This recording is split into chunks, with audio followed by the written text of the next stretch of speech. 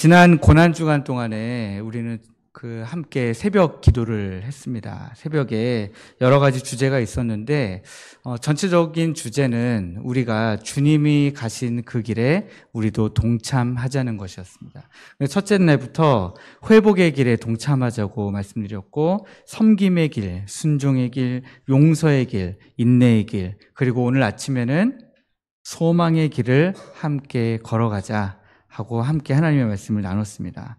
그리고 이제 이 주일 예배에 우리는 이 부활절의 가장 정점의 순간에 지금 함께 하고 있습니다.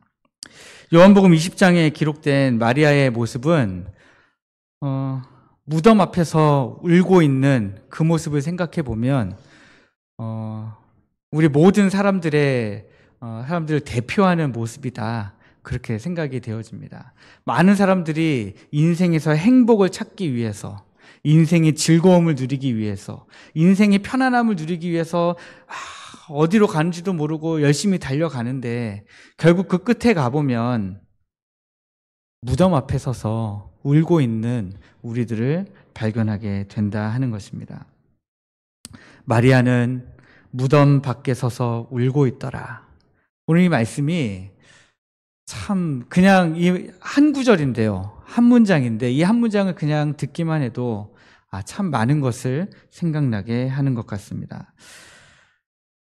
그런데 이 마리아가 그 예수님의 빈 무덤 앞에 서서 이런 질문들을 던진다면 어떨까요? 내가 믿던 것이 다 거짓이었다면, 내가 예수님이 메시아인 줄 알고 지금까지 따라왔는데 그 모든 게 다 거짓이었다면 어땠을까요? 울면서 그런 생각을 하는 거죠.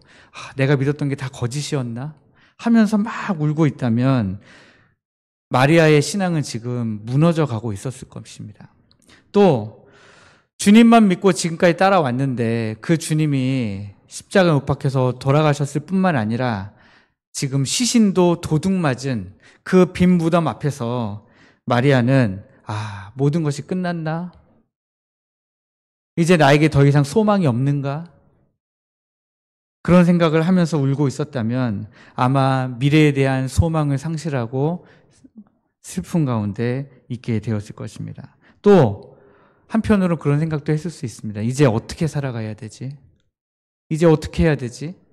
주님만 바라보고 지금 3년 따라왔는데 이제 어디로 가야 되나, 나는. 삶의 방향성을 잃어버리고 혼란 가운데 있을 수 있습니다. 이 마리아가 이런 생각을 하면서 빈 무덤 앞에 서 있었을 것이라 제가 추측해 보는 것이지만, 2000년 전에 한 여인이 그 예수님의 무덤 앞에 서서 있었던 이야기일 뿐만 아니라 그것을 넘어서 오늘날 우리의 삶 가운데도 이런 모습이 충분히 있는 우리의 이야기다라고 하는 것입니다. 그래서 오늘 본문은 마리아가 슬픔 가운데 서 있다가 어떻게 다시 소망을 가지게 됐고, 그 소망을 넘어서 어떻게 다시 사명을 가진 사람으로 변화되었는가 하는 모습을 우리가 살펴보려고 합니다. 마리아는 신앙의 위기와 슬픔 가운데 있었습니다.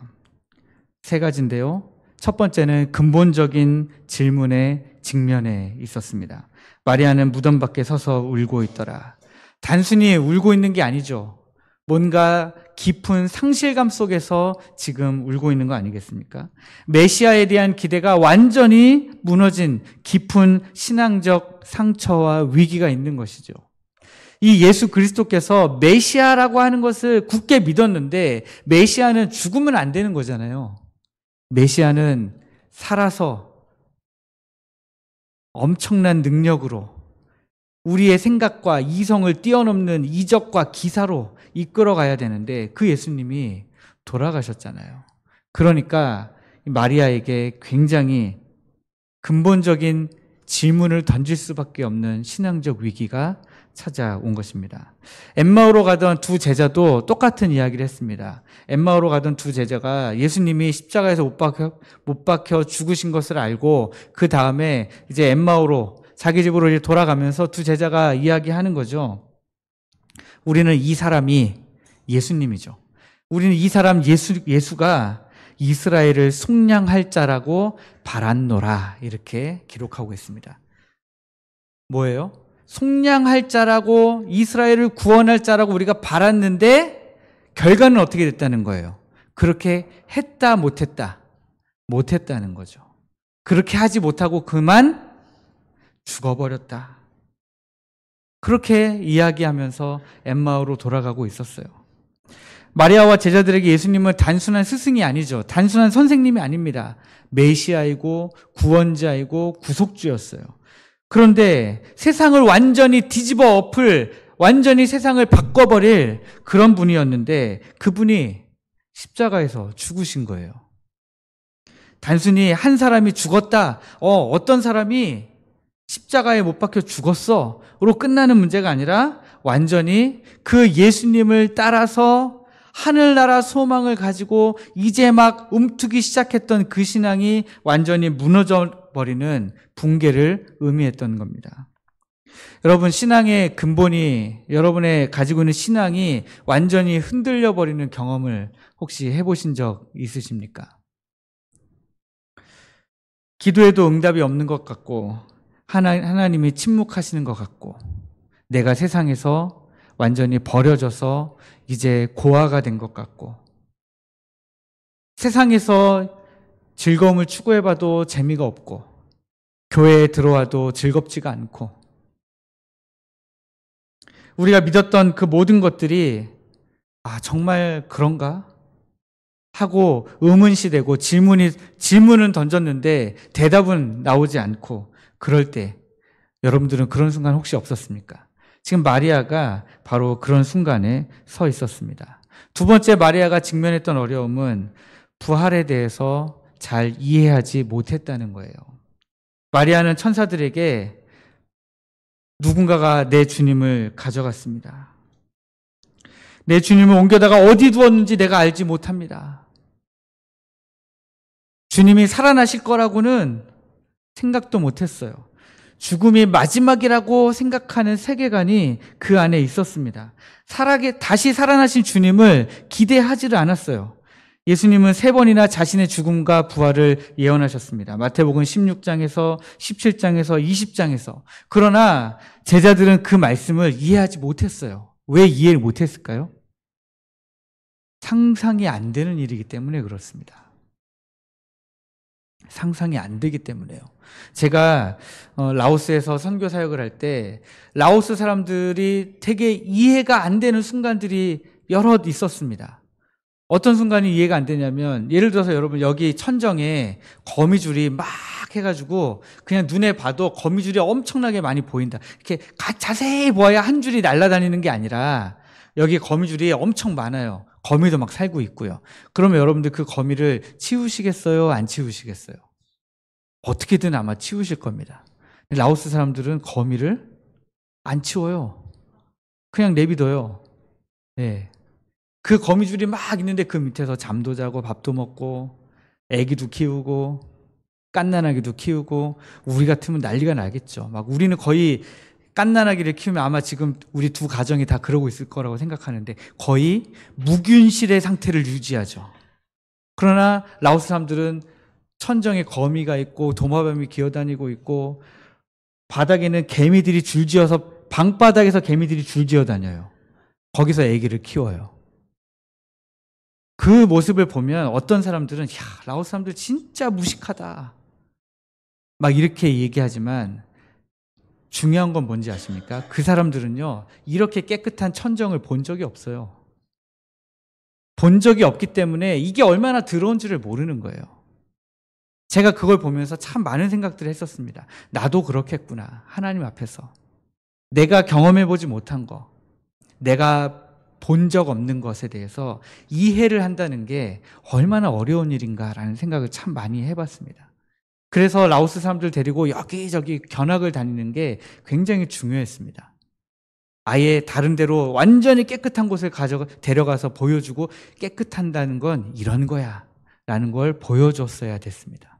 그리고 나서야 제가 돌아와서 거미줄 어떻게든 치우라고 하면 그제서야 거미줄을 치우기 시작했습니다. 우리도 마찬가지죠. 우리가 보지 못했기 때문에 이해를 못하는 거예요. 이 당시에 유대인들은 부활을 어떻게 생각했냐면 일단 다 죽어요. 다 죽고 마지막 날에 다 같이 살아나는 걸로 이해를 했어요. 마지막 날에. 그래서 마르다가 예수님께 뭐라고 고백합니까? 자기 오라비가 죽었을 때에 뭐라고 이야기합니까? 마르다가 요한복음 11장 24절에서 이렇게 이야기합니다. 마지막 날 부활 때에는 다시 살아날 줄을 내가 아나이다. 이렇게 고백하죠. 메시아가 십자가에서 죽고 사흘 만에 다시 부활한다는 개념은 당시 유대인들로서는 이해할 수가 없는 개념이었어요. 그런 신앙적인 관점 자체가 이스라엘 사람들에게 없었다는 말씀입니다. 우리는 종종 하나님의 말씀을 들어도 우리의 이해의 틀 안에서만, 우리가 이해할 수 있는 정도만 받아들이기 때문에 그것을 넘어선 이야기를 우리는 잘 이해하기가 어렵습니다. 하나님의 계획이 우리의 기대나 이해를 넘어설 때 우리는 때로는 혼란스럽고 때로는 두렵고 때로는 상실감 때문에 슬프기도 합니다. 이게 바로 마리아가 지금 처해 있었던 두 번째 어려움이었습니다. 세 번째는 마리아는 영적으로 무지한 상태였습니다. 영안이 열려있지 않은 상태였어요. 그래서 천사들과 대면하고 바로 뒤를 돌아서서 예수님을 만났는데도 불구하고 지금 천사를 만났다는 사실도 모르고 바로 뒤에 서 계신 분이 예수님이라는 사실도 모르고 몰랐다라는 거예요. 천사들이 어찌하여 울며 서 있느냐 했을 때도 뒤에서 예수님이 뭐라고 말씀하셨습니까? 예수께서 뒤로 돌이켜서 예수께서 서 계신 것을 보았음에도 불구하고 그 예수님을 누구로 알았습니까? 동산지기로 알았대요. 동산지기로. 이사야서 42장 18절 말씀에는 이렇게 기록되어 있습니다. 너희 못 듣는 자들아 들으라. 너희 맹인들아 밝히 보라. 신앙적인 위기 속에서 우리는 종종 하나님의 새로운 일하심을 보지 못하게 돼요. 왜냐하면 내 상황에 갇혀서 보지 못하게 되는 거죠. 내 것만 보느라고, 내가 지금 나를 힘들게 하는 이 문제만 보느라고 그 문제에 넘어서 내 옆에 함께 서 계신 예수 그리스도를 잘 보지 못하는 것입니다. 우리의 상실과 슬픔, 두려움, 걱정, 염려, 그리고 고정관념들이 우리의 눈을 가려서 예수님을 바라보지 못하게 하는 것입니다. 여러분 중에도 지금 이 순간 하나님이 바로 옆에 함께 하시고 계신데도 불구하고 알아보지 못하고 계신 분 혹시 없습니까? 마리아처럼 슬픔에 잠겨서 실제 하시는 하나님을 알지 못하고 여전히 내 문제 안에 갇혀 계신 그런 분은 혹시 없습니까? 이제 우리에게 중요한 것은 마리아가 이런 어려움들을 겪었다, 이런 어려움 속에 있었다, 이런 신앙적인 어려움 속에 있었다가 아니라 이런 신앙적인 어려움 속에서 어떻게 이제 소망을 갖게 됐느냐라고 하는 것일 것입니다. 어떻게 마리아는 소망을 가지게 됐을까요? 부활을 통한 신앙의 회복은 어떻게 이루어졌습니까? 첫 번째는 개인적인 만남을 통해서 이루어졌습니다. 예수님께서 마리아야, 그 이름 불러주시는 그 순간에 마리아는 예수님인 줄을 알게 되었습니다. 마리아야 하니까 이 마리아가 어떻게 합니까? 히브리 말로 라보니 하게 되죠. 우리가 생각하지 못한 순간은 종종 주님께서 우리의 이름을 부르시며 개인적으로 우리를 찾아오실 때에 일어나게 됩니다. 사무엘아, 사무엘아 부르실 때에 사무엘은 그날 밤에 주님으로부터 우리 하나님이 보여주시는 장래일을 다 보게 되었습니다. 모세야, 모세야 부르실 때 그 불타는 떨기나무 앞에서 모세는 하나님의 음성을 듣게 됩니다. 그리고 내가 선 곳은 거룩한 곳이니 내 신을 벗으라 라고 하게 되는 것입니다. 네, 마리아에게도 그런 순간이 찾아온 것이죠. 마리아야 할 때에 그 마리아가 선생님이요 하게 부르게 되는 것입니다. 신앙은 종종 교리적 이해나 지식에서 시작되는 것이 아니라 살아계신 하나님과의 인격적인 만남에서부터 시작되기도 합니다.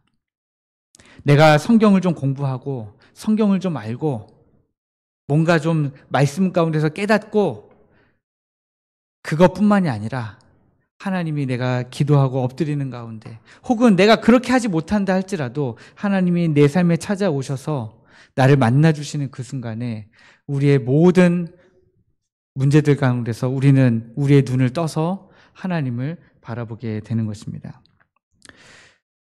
여러분은 하나님이 여러분들의 이름을 부르시면서 찾아오시는 순간을 경험한 적이 있으십니까? 저도 하나님이 직접적으로 은기라 이러면서 부르신 적은 없어요, 저도. 그런데 하나님이 제 마음에 강하게 감동을 주셨을 때가 있습니다.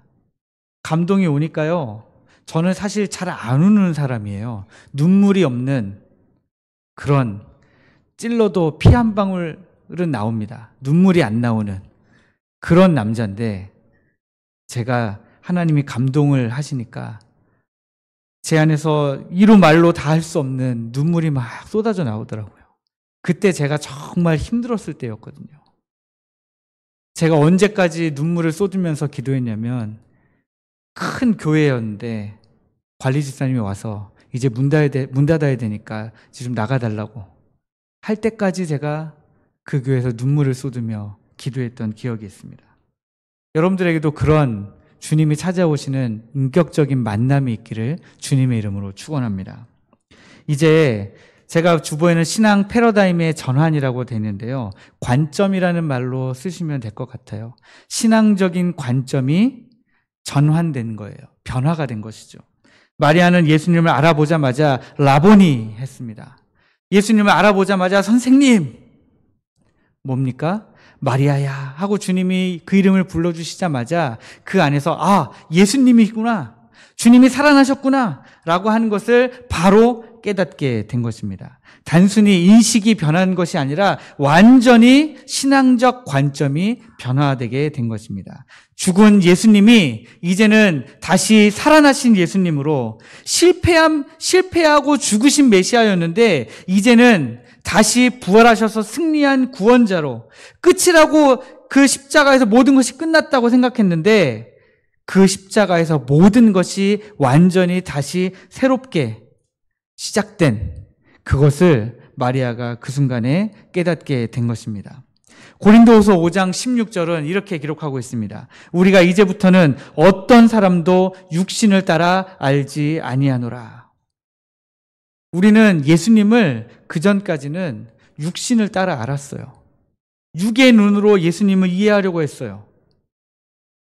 예수님과 세상의 부처와 아무 차이가 없어요. 나에게 복을 주시는 분이냐 안 주시는 분이냐만 생각한다면 차이가 없습니다. 그러나 우리 예수님은 단순히 복을 주신다는 개념으로 우리가 모셔야 되는 신이 아니라는 거죠. 우리의 육체를 따라 알아야 되는 분이 아니라 우리의 영을 따라서 알아야 되는 분입니다. 우리의 신앙은 이제 근본적인 관점의 전환이 필요합니다. 하나님을 우리의 좁은 이해의 틀 안에 가두는 것이 아니라 우리 하나님의 뜻을 알게 하옵소서. 이제 하나님을 우리가 더 깊이 알게 하옵소서. 우리가 그렇게 고백할 수 있어야 됩니다. 지금 이제 4월달 시작되면서 2분기가 시작되었잖아요. 2025년에 2분기가 시작되었는데 여러분, 우리 교회는 분기마다 주제가 있어요. 1년 전체의 주제는 뭡니까? 성령 안에서 함께 지어져가는 포항택전교회죠. 그런데 1분기는 우리가 뭐였어요? 함께 기도하는. 그래서 혹시 눈치채셨는지 모르겠지만 1월부터 3월까지 내내 기도만 가지고 설교했습니다. 이번 달, 다음 달, 6월 달까지는 뭘 가지고 설교할까요? 하나님을 배우는 겁니다. 그런데 저는 여러분들에게 강조해드리고 싶은 게 있습니다. 지식적인 배움은 여태까지 많이 하셨어요. 그래서 저는 이 2분기에는 하나님을 더 깊이 경험해서 아는 그런 은혜가 있기를 바라면서 이 2분기 동안에 우리가 그렇게 하나님을 더 배워가기를 원합니다. 기도하는 가운데 하나님을 배워가고 우리가 하나님의 말씀에 순종함으로 하나님의 일하심을 배워가고 우리 하나님 어떤 하나님이시구나. 우리가 그렇게 배워가는 은혜가 있는 2분기 되기를 주님의 이름으로 축복합니다. 이제 세 번째, 어떻게 슬픔에서 소망으로 바뀌어졌느냐? 새 언약 공동체가 탄생하게 되는 것입니다. 예수님이 마리아에게 이렇게 말씀하십니다. 너는 내 형제들에게 가서 이르되 내가 내 아버지 곧 너희 아버지 내 하나님 곧 너희 하나님께로 올라간다 하라. 이것을 가서 형제들에게 전하라는 거예요. 근데 그 형제들이 누구의 형제들이에요? 이 한국어는 발음을 잘 하셔야 됩니다. 주님이 지금 말씀하시는 건데 내 형제라고 말씀하셨어요? 내 형제라고 말씀하셨어요? 내 형제들에게. 주님의 형제들에게 가서 나의 아버지 곧 너희의 아버지 나의 하나님 곧 너희의 하나님에게로 내가 올라간다 하라. 그러니까 지금 주님이 그 모든 제자들을 다 누구라고 하는 거예요? 주님의 형제요 자매로 불러주시는 겁니다. 하나님이 예수 그리스도의 하나님일 뿐만 아니라 우리 모두의 하나님이고요. 예수님의 아버지일 뿐만 아니라 우리 모두의 아버지예요. 그래서 우리가 예수님을 이때로부터 아바, 아버지라 부르게 되는 것입니다. 예수님에게 형님 이러면 이제 나중에 그렇게 부르게 되겠죠. 왜? 주님이 그렇게 말씀하셨으니까요. 우리 성도님들은 나중에 예수님 뵈시면 오빠 그러시겠죠. 네, 참 좋으시겠습니다. 네. 이것이 복음의 핵심이죠. 우리가 한 하나님, 한 아버지를 부르면서 함께 형제 자매로 지낼 수 있게 된 그 역사는 언제 시작된 거예요? 주님이 부활하시고 주님이 내 아버지 곧 너희의 아버지 내 하나님 곧 너희의 하나님에게로 내가 올라간다 할 그 순간부터 이루어지는 겁니다. 이때로부터 우리가 이제 비로소 복음 안에서 형제 자매로 살아가게 되는 것이죠. 그 하나님이 우리의 하나님이고 그 아버지가 우리의 아버지인 언약을 가진 그 공동체, 그게 바로 우리 포항 택전교회 아니겠습니까? 부활은 단순한 역사적 사건을 넘어서 우리의 정체성과 소속을 완전히 새롭게 하는 사건이에요. 이 부활 때문에 우리는 비로소 포항 택전교회라고 하는 신앙 공동체, 언약 공동체 안에서 함께 믿음으로 살아갈 수 있게 되는 것입니다. 그러므로 우리는 다 뭡니까? 가족이죠. 가족입니다. 그런데 이제 마리아가 원래는 슬픔 가운데 여러 가지 문제들을 안고 있었다가 그 슬픔 가운데서 이제 소망을 가지게 됐잖아요. 소망을 가지게 됐는데 그 소망에서 이제 주님이 사명자로 나아가게 만드십니다. 예수님은 마리아에게 말씀하십니다. 내 형제들에게 가서 알리라. 복음 선포의 원형적인 모습이죠.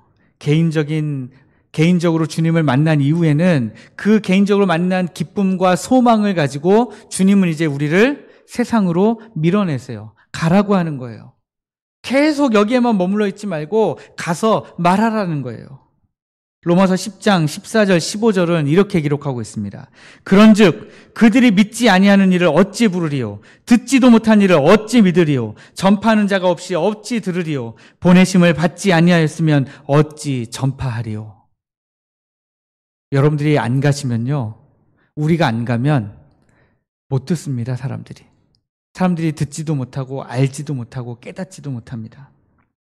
마리아는 부활하신 예수님에 의해 최초로 보내심을 받은 사람이 되었습니다. 이것이 부활 복음의 본질이죠. 직접 부활하신 예수님을 체험하고 그 예수님 때문에 내가 소망을 갖게 되고 그것을 다른 이들에게 선포하는 것이죠. 이게 우리에게도 신앙적으로 똑같이 일어나야 되는 사건이에요. 여러분들의 삶에 문제가 있으십니까? 축하드립니다. 곧 예수님을 만나실 시간이 다가오는 거예요. 예수님을 만나고 나면 이제 여러분들의 슬픔과 여러분들의 문제들이 어떻게 변화됩니까? 소망으로 변화되죠. 즐거움으로 변화되고 기쁨으로 변화가 됩니다. 그러고 나면 잠시 주님 앞에서 그 주님을 만난 기쁨을 누리시고 소망을 가진 즐거움을 누리신 다음에 그 다음엔 어떻게 해야 됩니까? 그것을 가지고 이제는 다른 사람들에게 전해야 되는 사명을 여러분들이 가지셔야 된다라고 하는 것입니다. 마리아에게 주어진 사명을 보시면 막달라 마리아가 가서 제자들에게 내가 주를 보았다. 여러분들은 어떠십니까? 복음을 전하시거나 이웃을 전도하시려고 할 때에 혹시 이런 말씀 해보신 적 있어요? 내가 주님을 만났다. 내가 주님을 만나봤는데 내가 주의 은혜의 역사를 내가 경험해 봤는데 부활하신 주님을 내가 체험해 봤는데 나에게 주시는 우리 하나님의 사랑을 내가 체험해 봤는데 라고 여러분 혹시 말씀해 보신 적 있으십니까? 혹시 그런 경험이 없다면 여러분 오늘 여러분들이 증인이 되시려면 단순히 제가 여러분들은 증인이십니다. 증인이 되어야 됩니다. 해가지고 증인이 되는 게 아니에요. 경험을 해야 증인이 될 거 아닙니까? 경험을 안 했는데 어떻게 증인이 돼요? 보지 못했는데 어떻게 증인이 됩니까? 남들이 했다, 이렇게 했더라, 저렇게 했다더라 하는 얘기는 중요하지 않아요. 내가 경험한 것이 중요한 겁니다. 마리아의 증언은 단순한 개인적 경험의 나눔으로 끝나지 않고 제자 공동체의 사명적 토대가 되었습니다. 그래서 이 이후에 사도행전 1장 8절에서 우리 주님이 이 제자들을 다 불러 모으시고 말씀을 주시죠. 오직 성령이 너희에게 임하시면 너희가 권능을 받고 예루살렘과 온 유대와 사마리아와 땅끝까지 이르러 내 증인이 되리라. 마리아는 이 말씀의 첫 실천자가 되었고요. 기독교 역사 2000년의 첫 번째 증인으로 출발하게 되었습니다. 오늘 우리도 다음 세대에게 또 젊은 세대들에게 이 세상 사람들에게 이렇게 복음을 전할 수 있어야 되겠습니다. 이제 말씀을 맺으려고 합니다. 사랑하는 성도 여러분, 마리아가 경험한 슬픔에서 소망으로, 소망에서 사명으로 변화된 이것은 그리스도인의 신앙의 성장 과정을 그대로 보여주는 것입니다. 신앙의 위기와 슬픔 가운데서 출발해서 부활하신 주님을 만나고 그 주님으로 말미암아 신앙의 회복을 경험하고 부활의 증인으로서 사명자로 살아가게 되는 이 모습은 우리 모두가 따라가야 될 모습입니다. 여러분은 혹시 지금 어느 지점에 서 계십니까? 슬픔이라고 하는 지점에 서 계십니까? 아니면 지금 소망을 가지고 이제 주 앞에서 즐거움을 누리는 자리에 서 계십니까? 아니면 사명자의 자리에 서 계십니까? 여러분, 어떤 자리에 있든지 여러분들과 우리 주님이 함께 하심을 믿으시기를 주님의 이름으로 축복합니다. 여러분, 오늘 부활의 주님을 만나고 그 부활의 주님으로 말미암아 여러분들의 신앙의 모든 관점이 다 변화되어지고 여러분들이 사명자로 살아가시기를 주님의 이름으로 축복합니다.